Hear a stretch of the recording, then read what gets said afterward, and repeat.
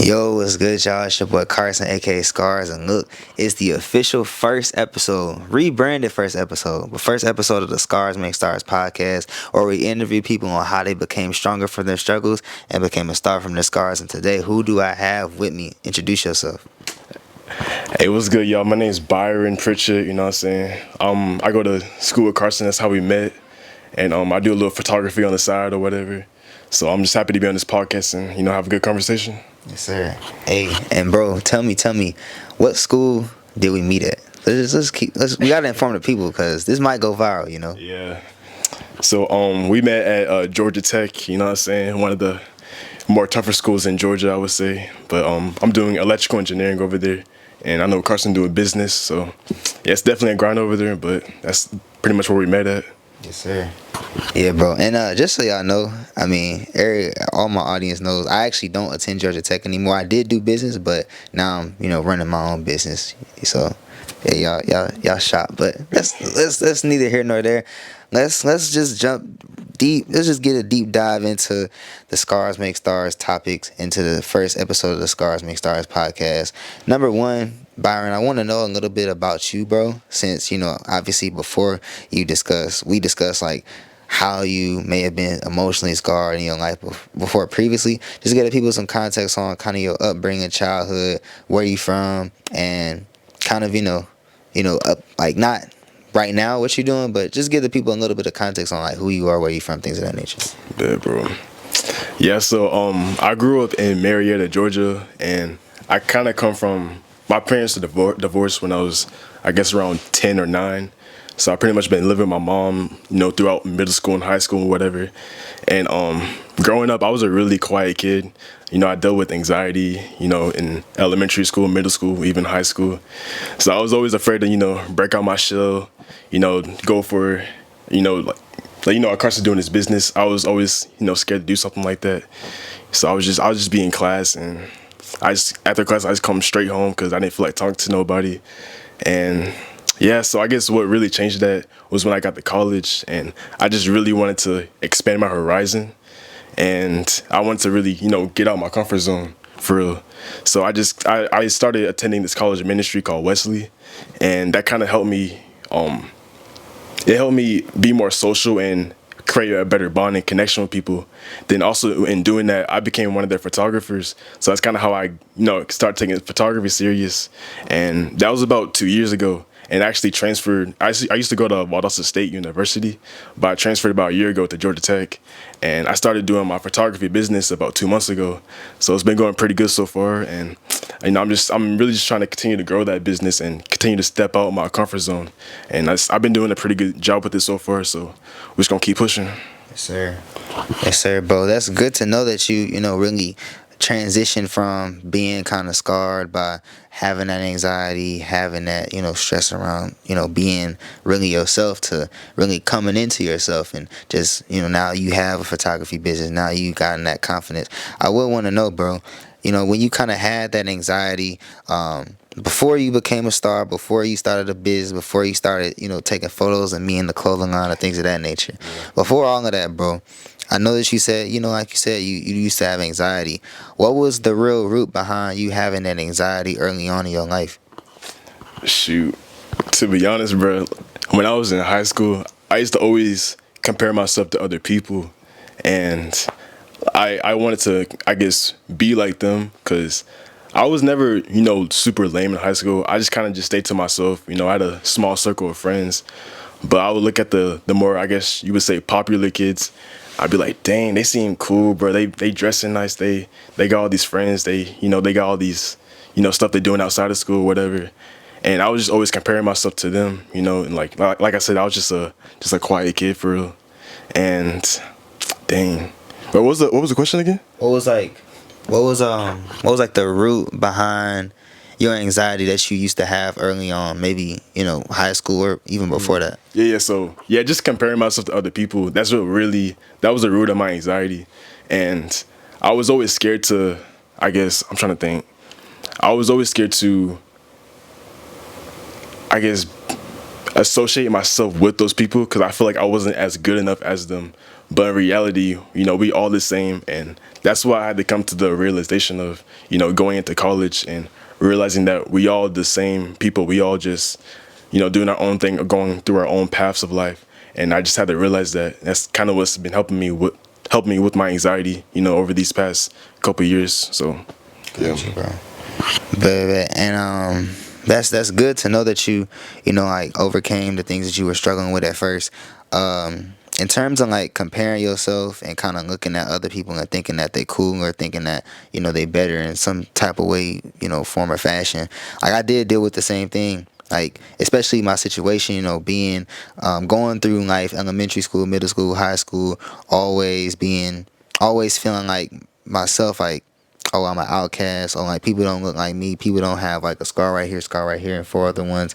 I say the same thing all the time, like, me being physically scarred was also emotionally scarring, right? Because I had to deal with me, being different, and I had to grow into embracing my differences. So now, obviously create the brand Scars Make Stars, or they make you stronger, not struggle. I want to know, bro, like when you had that anxiety, like what was kind of like the day to day for you? Like how did that anxiety kind of manifest in your life on a daily basis? dang. So I guess it was really bad in high school because I would walk through the halls and I would just kind of, it's kind of like personal, but Yeah, bro. I just sweat a lot. So Yeah. I'd be sweating through my clothes for real, and I was so embarrassed by it. So I would always just wear black, and it kind of just became my favorite color, or one of my favorite colors, black, because I just didn't want people to see me like that. And yeah, I would just I stutter sometimes when I talk, so I kind of had a little speech impediment, and yeah, bro, it was definitely tough, bro. Just passing by people in the hallways. I was always kind of just like in my shell because I was just too afraid to talk to people sometimes. And I tell people I had anxiety, but they'll tell me they didn't realize it. So I guess it's more of a mental thing too. Like that's just how I felt. But I was still, I still have my friends in high school or whatever. But it was just a mental battle for real. Like I said, you had your physical scar, but I had my mental scar for real. So Yeah, that's okay. pretty much how I would describe that. Okay. And I do want to know, bro. So you said, obviously, like for you, you would tell people that you had anxiety. People didn't necessarily confirm what you were telling them. Like they didn't like validate the things that you were saying to them. And to you, like you're saying now, like you're basically saying, hey, maybe I didn't have anxiety. But from what I'm hearing, bro, like the fact that you chose, as an action to like wear all black. Like it's one thing as words to say, hey, I might have not had anxiety, but an action, like you know better than I do, bro. Like actions mean more than words. Yeah. So with your actions, basically, you wearing all black, you sweating down the halls, you kind of not opening up as much as you wanted to, and you kind of staying to yourself more than you would on average. Like when you did that, and like when you was going that through high school, bro, like I want to know,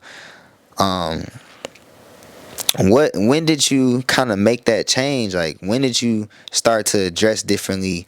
Kind of when did your behavior change, and like what caused that change initially? You mean like what made me want to be like those people, or No. Like um, basically to rephrase that is like what initially caused you to start dressing differently, to start moving differently, to start not speaking to people as much as possible? Like what initially caused that? Like when it kind of started off. Like what was the root cause? anxiety, how it started? Yeah. Like what was the cause of it? Shoot, honestly, I don't know. I be thinking about that sometimes. I think it's just a mental thing, cause I don't know, bro. It's no root. I don't know if there's like a root cause for real. It might just be because I mostly grew up an only child in my house, so I was always just a quiet kid for real.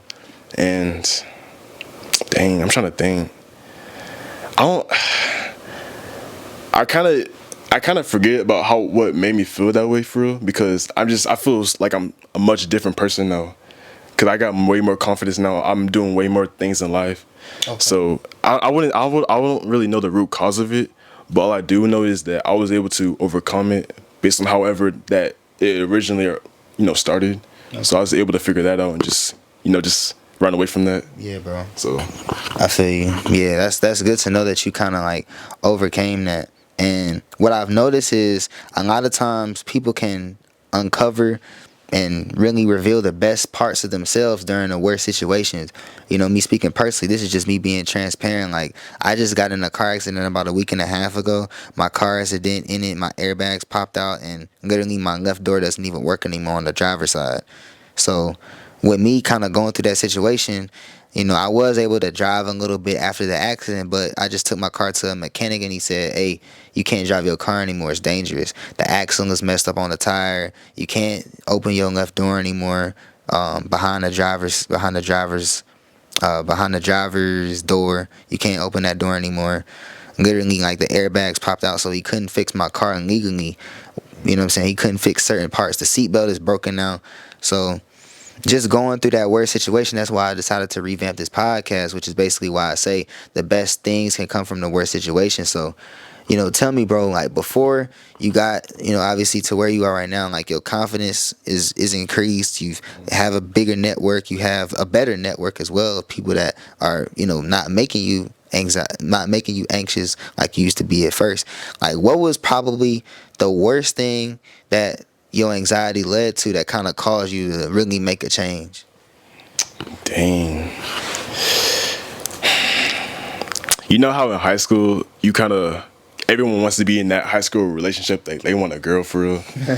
That's real, bro. That's kind of was a problem for me too, because I didn't have the confidence to really go up to girls. So, hey, bro, I want to get married at some point. Obviously, I feel like we all do. Yeah. So I was like, dang, my girl he don't want no little, no person. He doesn't want to date a guy that lacks confidence.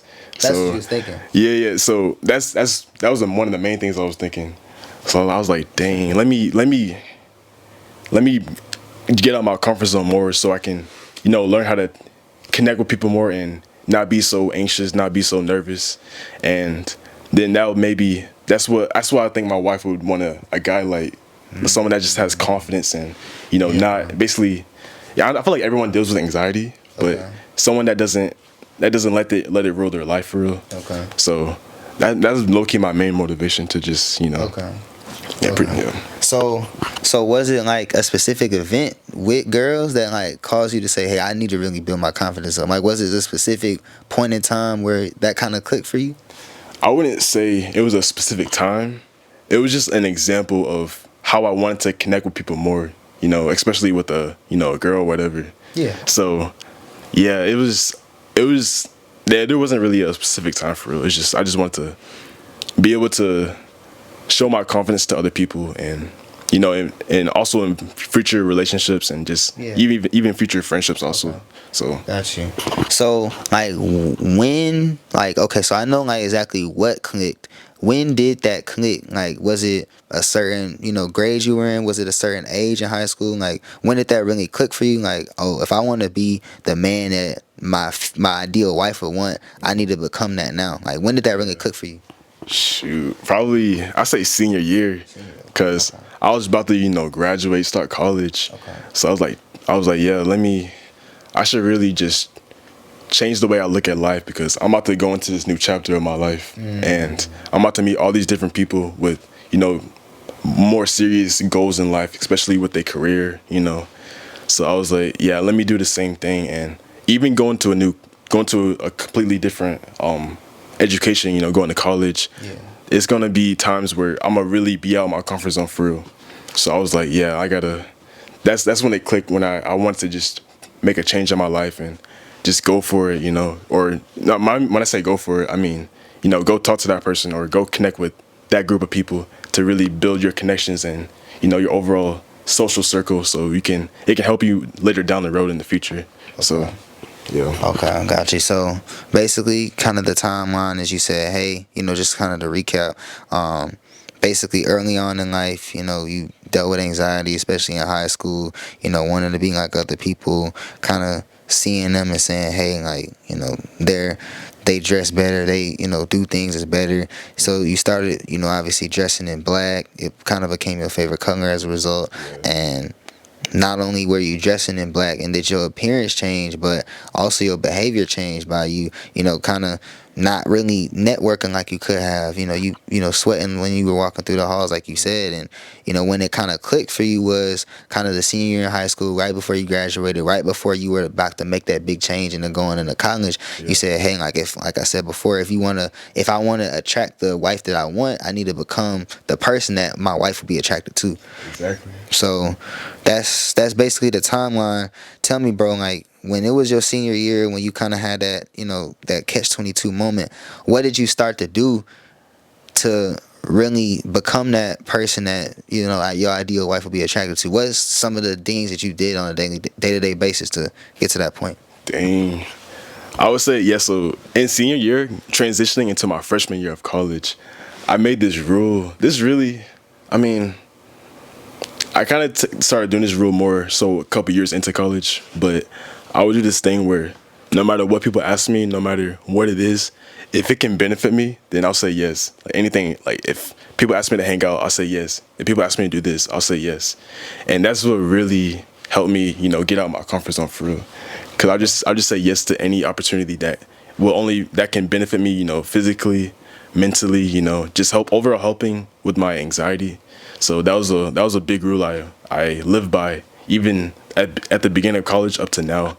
Okay. And I'm about to start my 5th year of college this coming fall, so okay. I just been living off that pretty much. Okay. And that's really good to hear that you started saying yes to things you used to say no to. Kind of like getting out of your shell and getting out of your comfort zone now so you could be more comfortable with that later. Definitely, want to applaud you for that, bro. It takes a lot of strength and internal, drive to really do that. So kudos to you on that.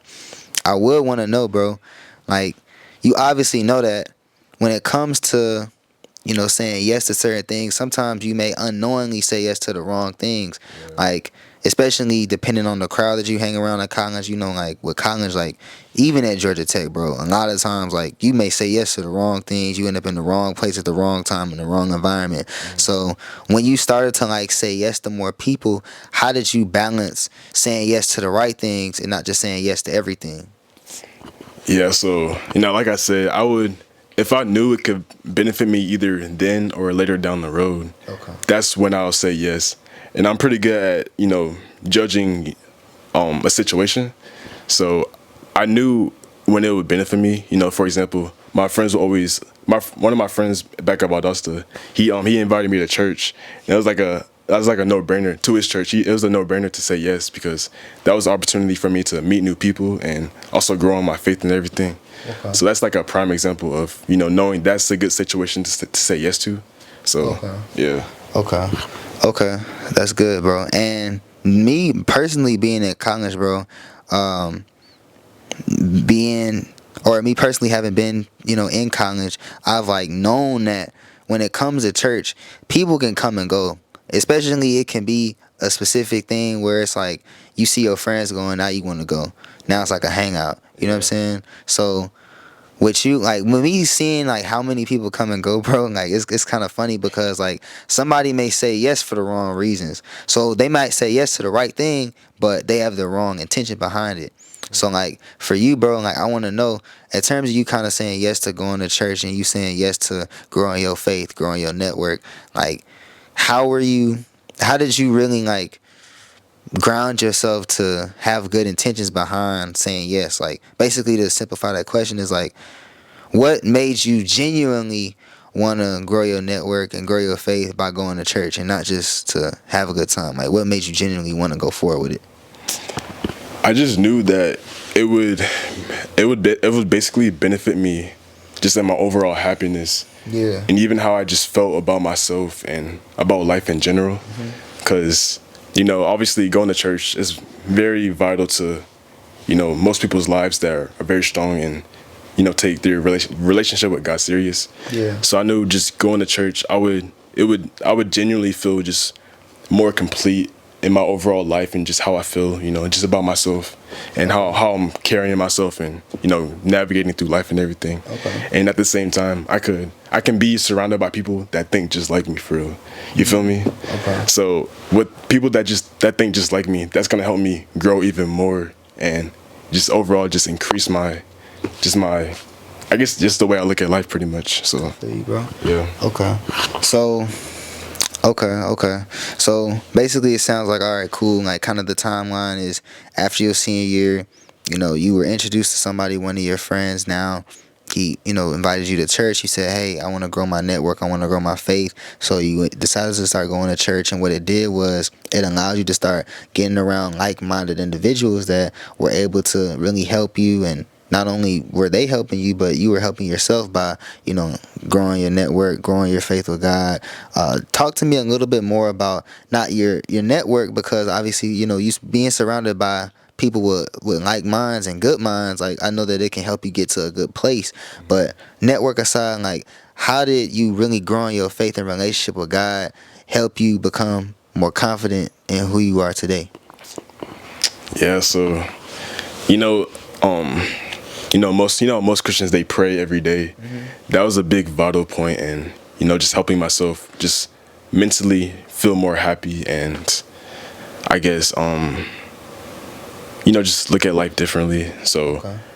prayer really helped me, and reading the word I'm trying to be more consistent now, but I try to read the word as much as I can, being busy with school and everything. But yeah, just prayer and that meditation with God in the middle of it, that just really helped me lock in and focus, and yeah, that's just prayer is very powerful. I would say that prayer is very powerful, because most of the stuff I pray for has actually come true. So Okay. yeah, it's a real thing, so yes, it's great, man. That's my main, Okay. that's prayer, bro. It's good. Okay. And I mean, just give the audience kind of some insight. Like, what are some of the things that you prayed about and that you prayed for that actually kind of manifested itself and came true? What's some examples? Yeah, so I would say a big one was getting into Georgia Tech, because I say I'm not good at school, but that's just me being humble about it, because I feel like my grades should be higher than what they were, because I study a lot and everything. But yeah, I was always pray every night saying, God, if it's in your will, then you'll get me into this really hard school. And now look at me now. I'm at Georgia Tech, studying engineering. So that was one of the biggest, blessings that God has blessed me with, through prayer and asking Him for His favor and His will. So, and also my photography business recently, because I was just praying that I'm still doing this prayer, but I'm just praying that God, He provides a plan for my future and my career goals, because I would love to do. Photography on the side is really my main focus right now. But if that can also be my main career, that would be awesome. So, I've been praying about that, and I've been getting clients and finding people to that want me to shoot for them, and so that's been seeing that in fruition and watching that unfold has been really cool, and that's just that prayer kind of unfolding slowly. But we'll see where it goes in these coming months and coming years. So. I feel you, bro. That's amazing, bro. That's amazing. Like, that's definitely good to know that the things that you literally like you said, were praying about, that you were really striving to, work towards and really accomplish, it really came true, bro. That's definitely good. I'm literally happy for you just thinking about it, hearing it. So yeah, bro. So you said obviously, you started growing your relationship with God. You started, growing your faith. You were able to accomplish one of your dreams, which is getting into Georgia Tech. And I do want to kind of hone in on that, because when it comes to prayer, I feel like when it comes to most people that pray about things, just from my knowledge outside looking in, I think of it as all right, cool. You might be praying, you might be wishing for this, desiring it. You might have this goal, so to speak, but it's are you really putting the work in towards accomplishing that goal? You know what I'm saying? Because one thing that I feel like a lot of people, they kind of do, whether it's through prayer, whether it's through, kind of affirmations, is they try to speak stuff into existence. Yeah. Right? So like they might go to God, try to speak it into existence by asking him like, God, can you please have this happen for me? They might have affirmations, they write them on their wall and they stick it up and they recite it in the mirror every day and every night. Yeah. Like, what would you say separated you from most people that just pray and wish and affirm everything, and you actually accomplishing it? Like, what separated you from, people that just affirm things and you actually accomplishing that thing? Like, Yeah. what's the difference between you and them? So, prayer definitely is a real thing, and behind that prayer, you should also try to, make that opportunity come true in itself by just doing things in your daily life that can also help you move closer to that goal. So basically, if it's in God's will, then it's gonna happen. But also, you got to be able to take action upon yourself too, especially when finding your wife, because you can't just sit around in your room hoping a girl's gonna come to your door and knock and be like, "Hey, I'll marry you if you marry me," or whatever. And she's cute. Like that's not realistic at all. So you got to actually take action and go to these events that can help you build your craft in that certain skill. Maybe selling shirts or me trying to take better pictures. You got to be able to just find those connections and let God take care of the rest, because once you get to that spot, he'll take you even farther down the road than what you even imagine, for real. So yeah, that's my main point on that. Sir. Nah, I definitely agree with that, bro. I mean, one specific point that I love that you mentioned that I don't think people really understand the magnitude of is, putting time into literally like putting your time into like bettering your craft, and doing that by getting in different rooms. Like, I feel like what a lot of people do is they kind of cage themselves in, and they might try to learn the skill by trying, to do something all on their own. Like, if you want to become a better photographer, they try to do something all on their own by just, they might read 1 million books on photography, they watch 1 million YouTube videos. If I want to get better at selling t-shirts, you just go into YouTube, you just go on, to read certain books on selling t-shirts. But the way that you really do it is by getting around people. And not only what that does is it not only gives you information, but it, gives you clientele, because it's like you might be taking pictures and then somebody's like, oh, what are y'all doing? Oh, it's a photo shoot. I'm a photographer. Now you might get a new client by you just networking. Yeah. Same thing with me selling shirts. Like, I might go to an event and then me literally going to that event and me having a pop-up, me selling a shirt like this, literally what could happen is not only me, giving somebody a shirt and, them cash apping me the bread or whatever the case might be, somebody else could see that as and be like, yo, bro, that shirt's hard, just because I'm in public now. Yeah. I'm not just in private. Yeah. So I feel like just getting out of your comfort zone and getting out of whatever room you usually stay in and getting in the room that you need to be in, it's like gonna help you, because then, like I said, bro, somebody else could see a shirt, be like, that's hard, bro. Now, the more people that's supporting you as a result of you having one person supports you, it's like a looping effect. Like, you got one person supports you, now 2 people see you, now 3 people see you, now maybe their whole family is interested. You got a whole family just because one person initially supported you. What's good, y'all? So unfortunately we had to end the first episode early due to some technical difficulties. Next time I'm gonna make sure the camera's all the way charged, but that's not what I'm here to tell y'all. What I'm here to tell y'all is be sure to stay tuned for the next Scars Make Stars episode. If you aren't already subscribed to the Scars Make Stars channel, go ahead and subscribe. Go ahead and like, comment your favorite part of the podcast. Hey, and let me know in the comments if I should bring Byron back, man. He gave some real good answers, so let me know if I should bring him back. And if y'all haven't tapped in with the shirts yet, come on. Mother's Day drop. It's officially before the release date, about 3 days before we release, but Scars Make Stars, Moms Make Stars. If you want to make your mom a star, and if your mom's made you a star, go ahead and cop a Moms Make Stars t-shirt, and I'm going to see y'all later. Scars Make Stars, we out. Gang.